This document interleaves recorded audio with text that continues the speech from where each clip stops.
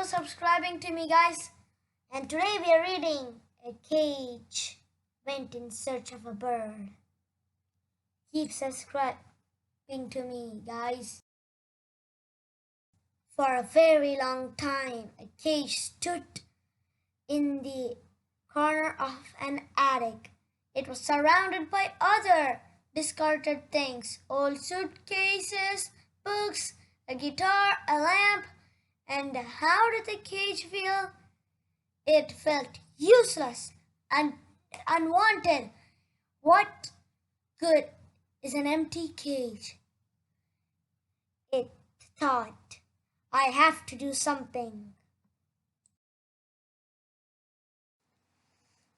The cage rocked its way over to the window. What great effort! It got up onto the ledge. Don't do it, cried the suitcase. It's a long way down. Twanged the guitar. I can stay here no longer, said the cage. Why, I was made to keep a bird and to hang up in a nice house and bring pleasure. Goodbye, my friends. The cage jumped. Thump! The cage landed on the ground. It smelled the fresh air. It felt the warm sun. And then the cage saw a bird. Dear bird, said the cage, wouldn't you like to come inside and have a lovely perch for you to sit on? But the bird just opened its beak to scold the cage. Why do I need your perch when I can sit on any branch in any tree I like? The bird flew away. With the mighty wave, the cage rolled itself up a hill. A bird flew past, snatched an insect from the air, and landed nearby. To get the bird's attention, the cage banged its door open and closed.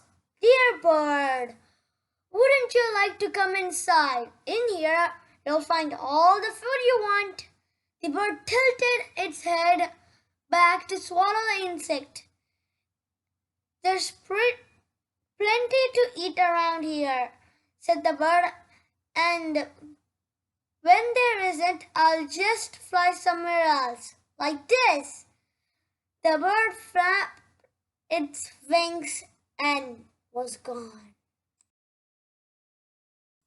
There is no point of staying up here, thought the cage. It began to roll down the hill, which was much easier than going up. It went faster and faster and became quite afraid. At last it crashed into a bush. 3 small birds fluttered up into the air and then settled down. They began to peep and whistle and trill. Dear bird, said the cage, wouldn't you like to come inside? In here, you can peep and whistle and trill in your heart's content. But we can do that now. The 3 birds said with a laugh. They darted away, chasing one another through the air. All was quiet. The cage sighed. I was empty before and I'm empty now. And what good is an empty cage? And then the cage felt a sort of rattling. A bird had landed right on top of it. Dear bird, said the cage, would you like, if you think it's nice up here, imagine how fine it is inside. How would you like to make me your home? But neither the bird didn't hear or else it was very rude, for it merely took off again. The cage felt a patter of drops. Rain! And what if it begins to rust? It felt something again.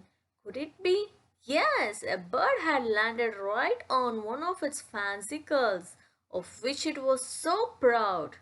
Dear bird, said the cage, you'll catch a terrible cold in this rain. Why don't you come inside? Cages are always kept where it's warm and dry. Oh, but it's dry in my nest, said the bird, and my dear babies are waiting for me. Oh, that's different matter, said the cage. Be off to your babies then. The rain stopped. The cage shook itself dry. The night began to grow dark. Oh no! It was that the cage looked up and saw an owl sitting on a lamppost. Dear owl, said the cage, how would you like to give up your wanderings and live inside me? We could keep each other company and become great friends. The owl turned its head to see the cage. I would barely fit inside you, the owl said. I wouldn't even be able to spread my wings. And with that, the owl lifted onto the darkness. The night grew even darker. The first star appeared, and then other stars. The cage felt lonely. I wonder what the old suitcase and the guitar and the lamp are doing. At least they have one another for company. The cage shivered in the cold. In the darkness, a bird flew by. It landed on the ground. The cage felt too discouraged to say a word.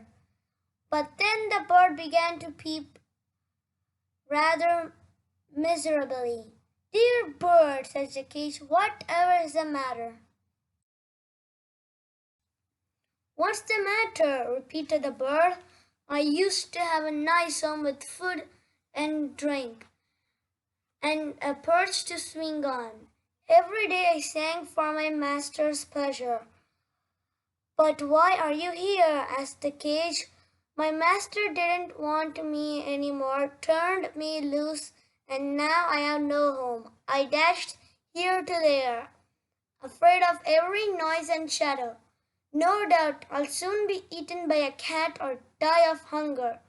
The birds stay near the cage until the sun came up. Dear bird, said the cage, gently swinging open its door. Do not worry any more. Hop, hop inside, where it is warm and safe, for I have come to save you, and you have come to save me. So the bird did.